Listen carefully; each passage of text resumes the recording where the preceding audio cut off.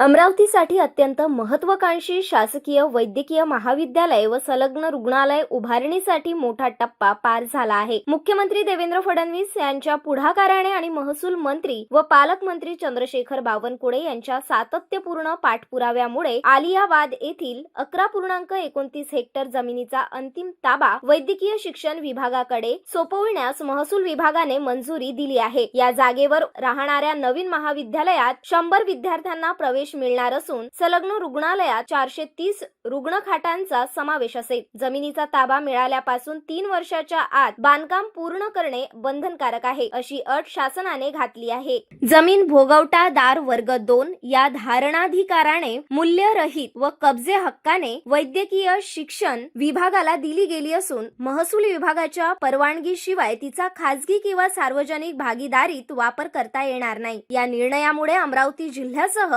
संपूर्ण पश्चिम विदर्भातील आरोग्य व्यवस्थेला मोठी बळकटी मिळणार आहे। नवीन महाविद्यालयामुळे विद्यार्थ्यांना मोठी संधी उपलब्ध होईल, तर स्थानिक नागरिकांना उच्च प्रतीची आरोग्य सेवा मिळेल। आरोग्य सेवा म्हणजे ईश्वर सेवा हा सरकारचा ध्यास आहे। मुख्यमंत्र्यांचे मी मनपूर्वक आभार मानतो, असे पालकमंत्री चंद्रशेखर बावनकुळे यांनी यावेळी सांगितले।